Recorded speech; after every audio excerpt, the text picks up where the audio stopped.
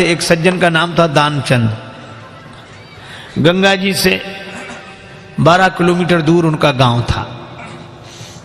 दानचंद को भगवान ने संपन्नता तो दी थी, धन तो दिया था, लेकिन लोभ ही इतने थे कि लोगों ने व्यंग में ही उनका नाम दानचंद रख दिया था। कभी कोई पुण्य कार्य नहीं किया, कहते खर्च होगा। तो पत्नी ने कहा कि गंगा जी नहाया 12 किलोमीटर दूर हैं, इसमें क्या खर्च हो रहा है, चले जाओ। सवारी की भी जरूरत नहीं, पैदल पैदल चले जाओ, पर गंगा जी तो नहा लो। ठीक है, बहुत कहा तो सोचा जीवन में एक बार गंगा जी नहा लें, क्या हर्ज है, 12 किलोमीटर दूर है गंगा जी, जा पैदल पैदल गया, खर्चा कौन करे सवारी। अब गंगा जी किनारे पहुंचकर सोचा घाट पर नहीं जाएंगे, वहां पंडा लोग रहते हैं, पंडा कहेंगे विधान दो। तो मुर्दा घाट पर गए।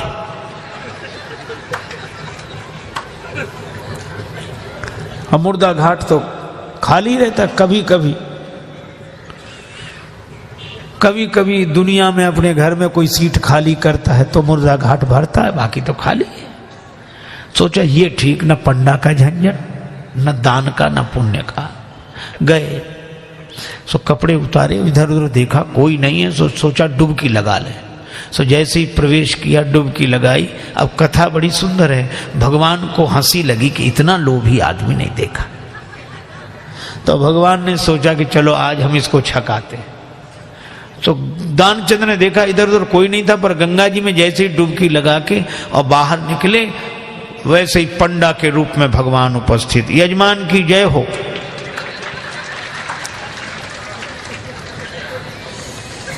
दानचंद बोले तुम कौन हो? भगवान ने कहा कि हम पंडा हैं, संतोषी ब्राह्मण हैं, इसी घाट पे पड़े रहते हैं। दानचंद बोले मुर्दा घाट भी नहीं छोड़ा। पंडा जी बोले हम संतोषी ब्राह्मण हैं और घाट पर तो और पंडा लोग रहते हैं, हम तो यहीं पड़े रहते हैं, और हमारे लिए कोई ना कोई आप जैसा यजमान आ जाता है, 1-1 वर्ष तक का खाने पीने का इंतजाम कर देता है। दानचंद बोले 1-1 वर्ष इंतजाम? हम एक दिन का भी नहीं कर सकते, एक समय का भी नहीं। पंडा जी बोले कोई जबरदस्ती थोड़ा ही है, आपकी जैसी श्रद्धा हो, कुछ ना कुछ तो देना पड़ेगा। दानचंद बोले हमने आज तक नहीं दिया। पंडा जी बोले आज तो देना पड़ेगा। तो अब सोचा क्या करें, बोले उधार दे रहे हैं। उधार? हाँ। कितना?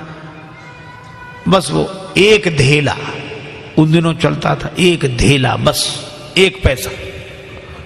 भगवान ने कहा चल दिया, तो संकल्प करा लिया, 1 धेला उधार देकर 12 किलोमीटर गया, नहाया, फिर 12 किलोमीटर पैदल चलकर आया। शाम होने को आई, थका हुआ दानचंद बेचारा घर में भीतर सोने ही जा रहा था। तब तक दरवाजे पे आवाज आई, यजमान की जय हो। दानचंद का देखो कौन है। पत्नी बाहर गई, देख कर आई और बोली किसी पंडा से कुछ देने के लिए कहे आए थे? दानचंद बोले कहा था। बोले आ गए, बाहर ही हैं। दानचंद बोले आ गया वो? हाँ।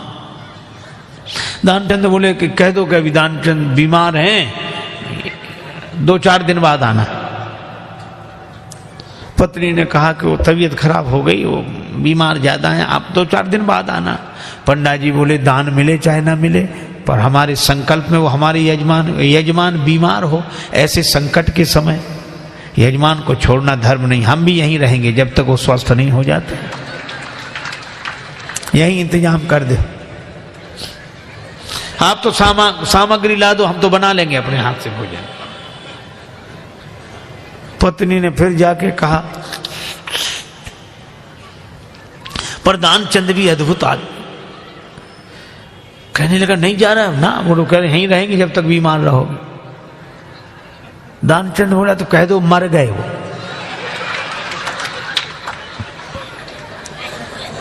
तो ये ऐसे कैसे कह दें? दानचंद बोले तुम कह दो हम श्वास रो के पड़े रहेंगे। पत्नी ने झूठे जाकर रोते हुए कहा अभी अभी चले गए, वो समाप्त हो। पंडा जी बोले चले गए, मर गए। अरे राम राम, लेकिन यजमान का जब तक अंतिम संस्कार ना हो जाए हम कैसे जा सकते? और तुम कहां बुलाती फिरोगी लोगों को, गांव इतना बड़ा, हम ही सबको खबर किए देते हैं। अब पत्नी बहुत कुछ, सुनो सुनो पंडा जी, तब तो अमित रूप प्रगटेते ही काला, पूरे गांव में कह दिया कि दानचंद चले गए चले गए।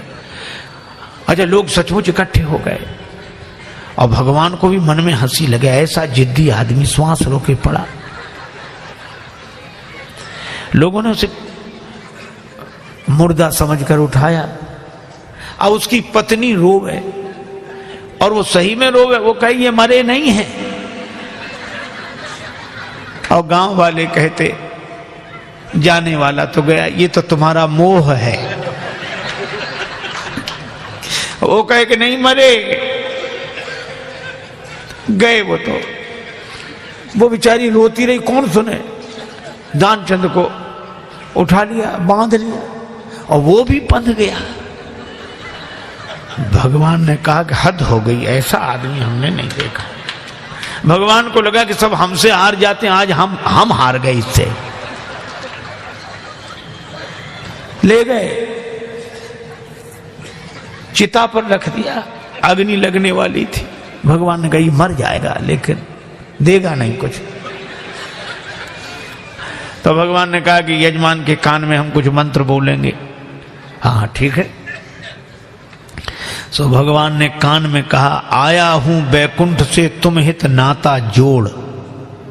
भगवान ने कहा कि हम हार गए, हम भगवान हैं, बैकुंठ से आए, तुमसे नाता हमने जोड़ा। सो पंडा ने जो कहा कि आया हूं बैकुंठ से तुम हित नाता जोड़, तो दानचंद ने सोचा ये तो भगवान है। सो आंख खोली, और जो आंख खोली तो वही पंडा, और जो पंडा को देखा तो फिर आंख बंद कर ली। भगवान ने कहा कि हम तुमसे कुछ नहीं लेंगे, मांग ले हो वरदान कछु, तुम ही हमसे कुछ मांग लो। तो दानचंद क्या बोला, बोले धेला दीजिए छोड़, बस वही छोड़ दो और कुछ नहीं चाहिए।